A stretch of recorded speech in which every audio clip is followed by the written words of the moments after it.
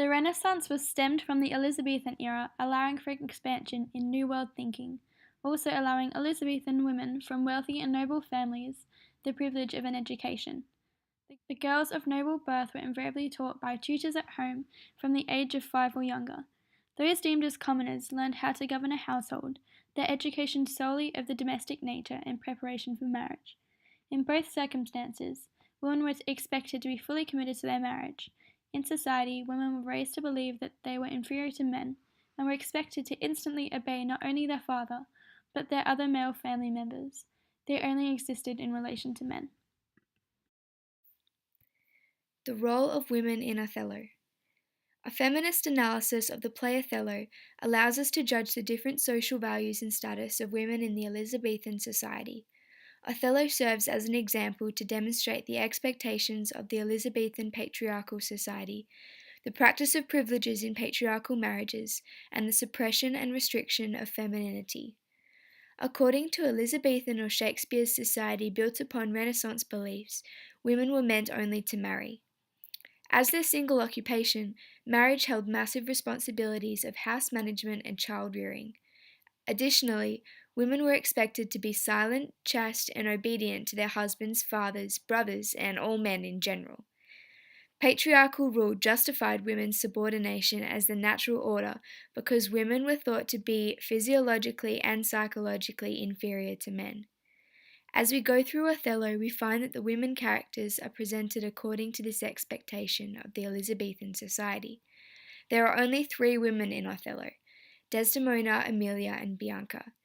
The way that these women behave and conduct themselves is undeniably linked to the ideological expectations of Shakespeare's Elizabethan society and to the patriarchal Venetian society that he creates. All 3 women can also be seen as a representation of the class levels. Bianca, the prostitute, is the lowest, followed by Emilia and Desdemona, who comes from an upper-class family and social status. Therefore, within the female characters, the viewer is witness to the class hierarchy that was present in Elizabethan England. Through Desdemona, there is a constant duality and double standard shown. For example, she doesn't believe there is anything wrong with women standing up to men when she believes they are wrong, saying to Emilia, "Do not learn of him, Emilia, though he may be thy husband," in Act 2, Scene 1, lines 163 to 164.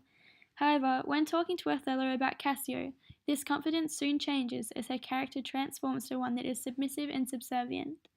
"Do whatever you feel like doing, my husband, and I'll obey you," in Act 2, Scene 3, lines 80.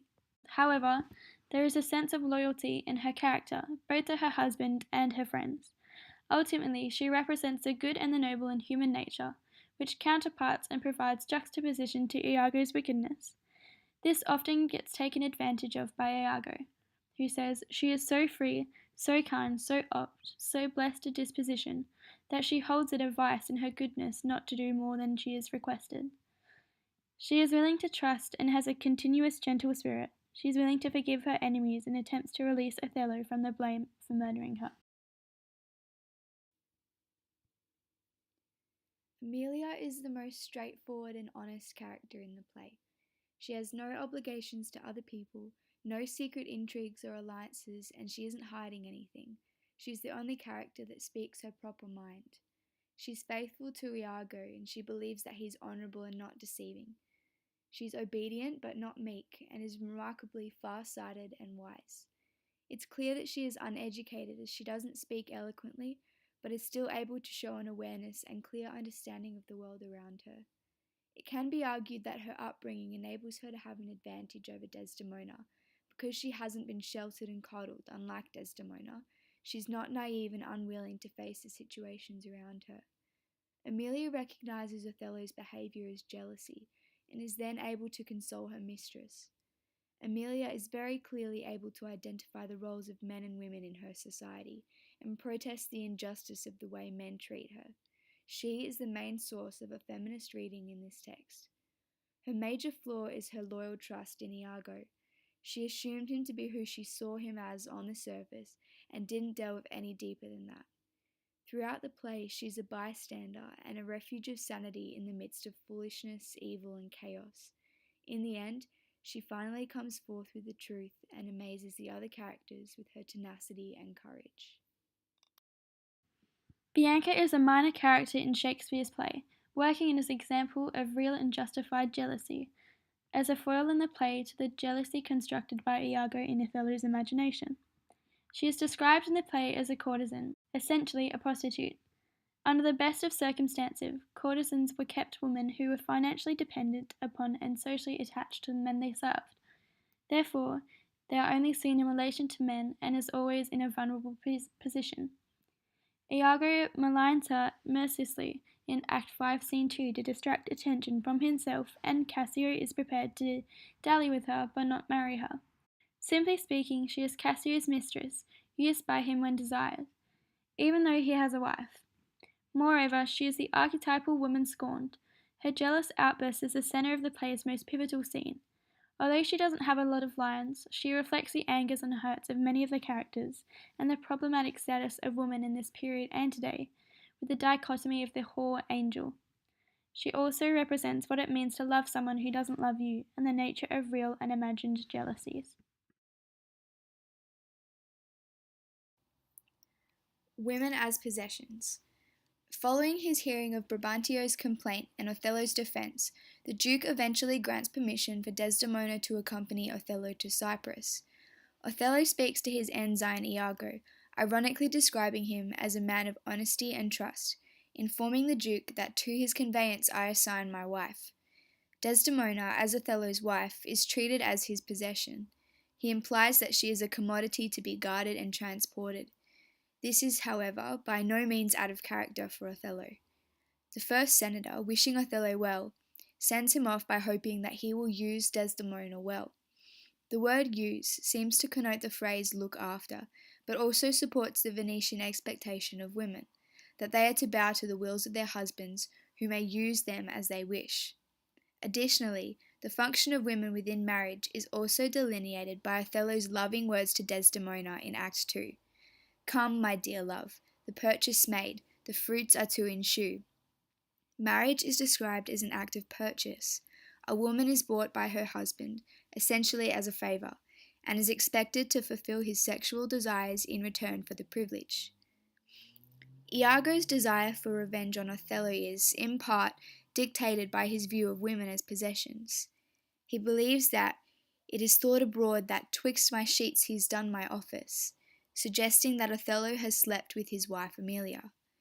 It could be argued, however, that Iago exhibits little love for his wife, insulting her in public and ultimately killing her himself. It is simply the thought that the lusty Moor hath leapt into my seat, which drives him mad. The thought that Othello has used a possession that belongs to him. Adding on to this theory is the fact that Iago refers to his wife metaphorically in these two instances.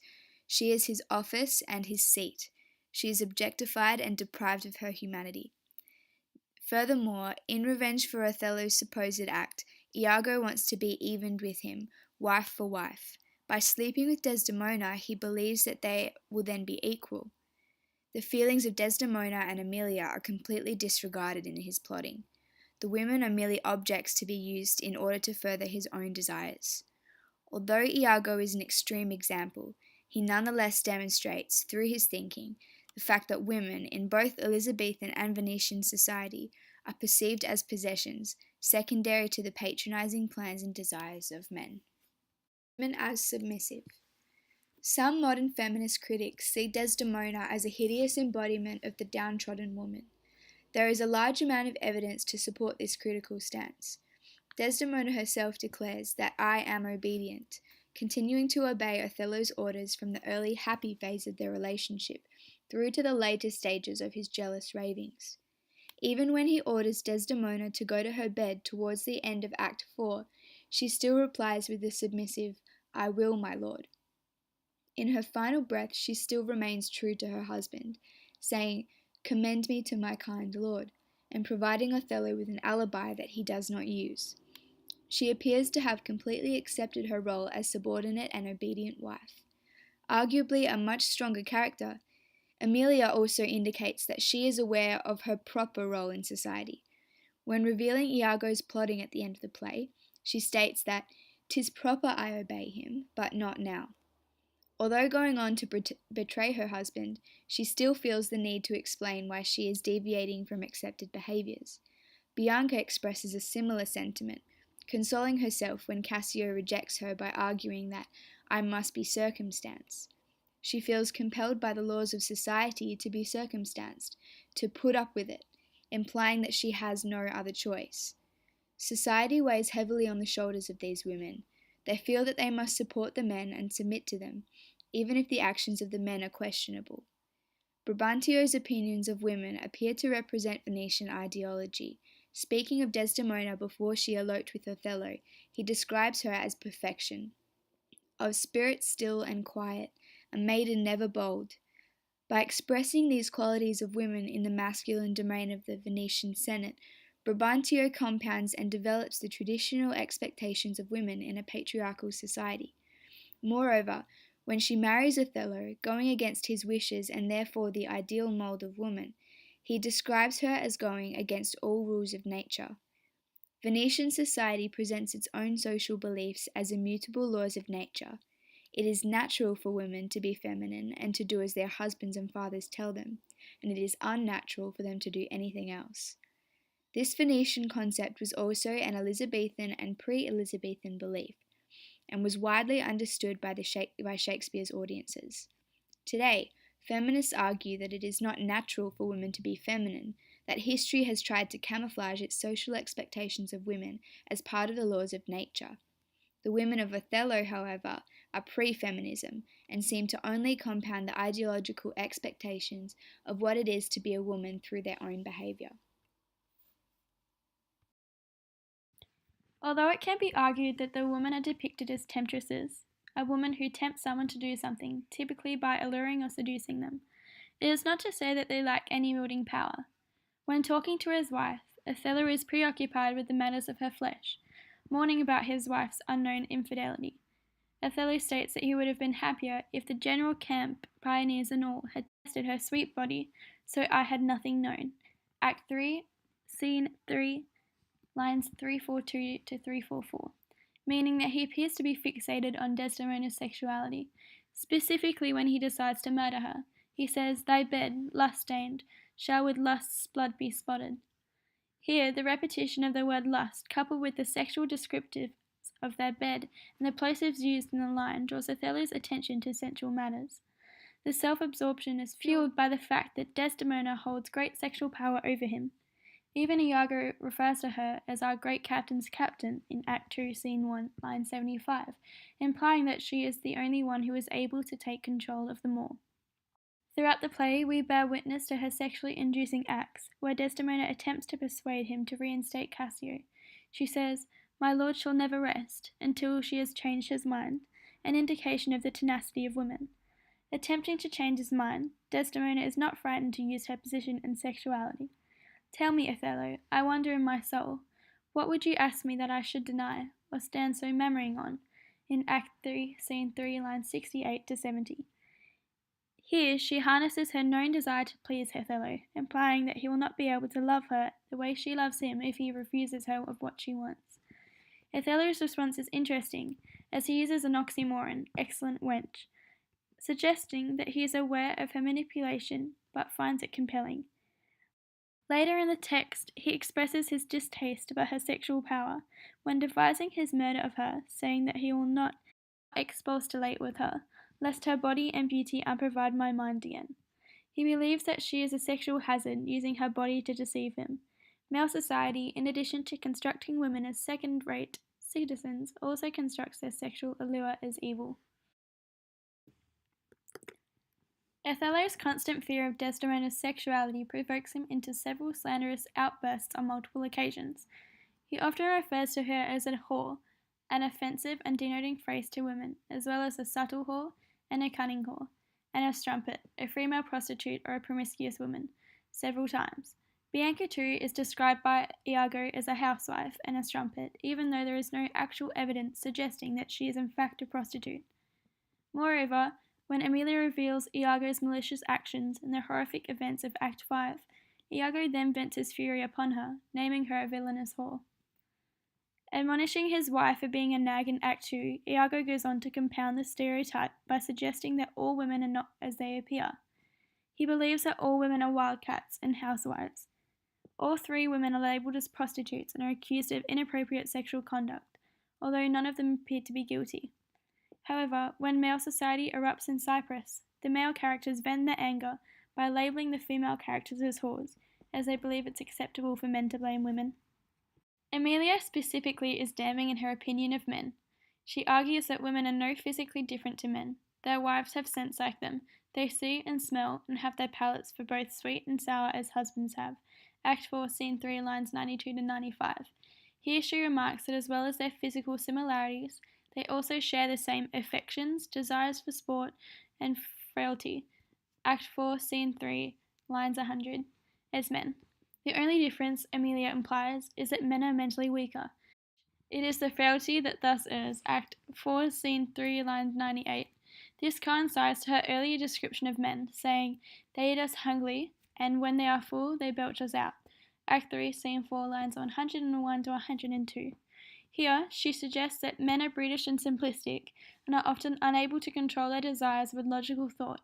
Ironically, the actions of Othello and Iago confirm this. Although Emilia holds these opinions, she never verbalizes them in the company of men, only in private affairs with Desdemona, therefore reducing the little power she upholds. In fact, it is Desdemona that holds public power, specifically when she uses powerful language explaining to her father that her duty is now owed to Othello, even in the presence of other Venetian senators. However, it can still be argued that she is still confirming to the role of the woman, as she merely switches her duty from her father to her husband.